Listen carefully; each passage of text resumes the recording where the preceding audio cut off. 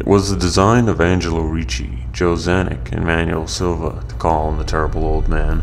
The old man dwells all alone in a very ancient house on Water Street near the sea, and is reputed to be both exceedingly rich and exceedingly feeble. This formed a situation very attractive to men of Ricci, Zanuck, and Silva's profession, which was nothing less dignified than robbery. The old man, in truth, is a very strange person, believed to have been a captain of East India clipper ships in his day. So old that no one can remember when he was young, so taciturn that few know his real name. Among the gnarled trees in his front yard of his aged and neglected place, he maintains a strange collection of large stones, oddly grouped and painted so that they resemble the idols in some obscure Eastern temple. This collection frightens away most of the small boys who love to taunt the terrible old man about his long white hair and beard, or to break the small pane windows of his dwelling with wicked missiles. But there are things which frighten the older, more curious folk who sometimes steal up to the house to peer into the dusty panes. These folks say that on a table in a bare room on the ground floor are many peculiar bottles, in each a small piece of lead suspended pendulum-wise from a string. And they say that the terrible old man talks to these bottles, addressing them by names such as Jack, Scarface, Long Tom, Spanish Joe, Peters, and Mate Ellis, and that whenever he speaks to a bottle, the little lead pendulum within makes certain definite vibrations as if in answer.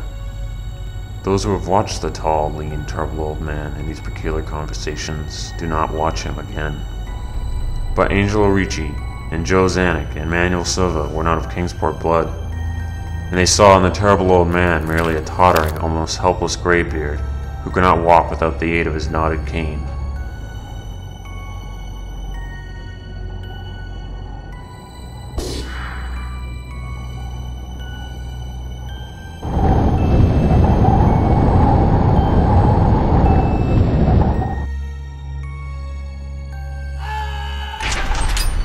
Mr. Zanuck did not like the hideous screams he had heard in the ancient house just after the hour for the appointed deed. Had he not told his colleagues to be as gentle as possible with the pathetic old sea captain? Very nervously, he watched the narrow oaken gate and the high and ivy-clad stone wall. Frequently, he consulted his watch and wondered at the delay. Then he heard a soft tread on the walk inside the gate.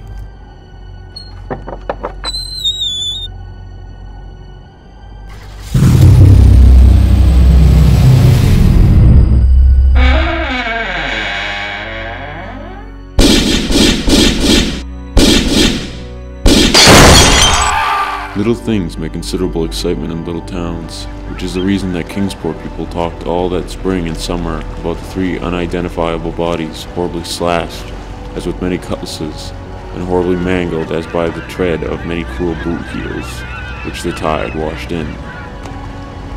And some people even spoke of things as trivial as a deserted motor car found in Ship Street, or certain especially inhuman cries, probably of a stray animal or migratory bird, heard in the night by wakeful citizens. But in this idle village gossip, the terrible old man took no interest at all.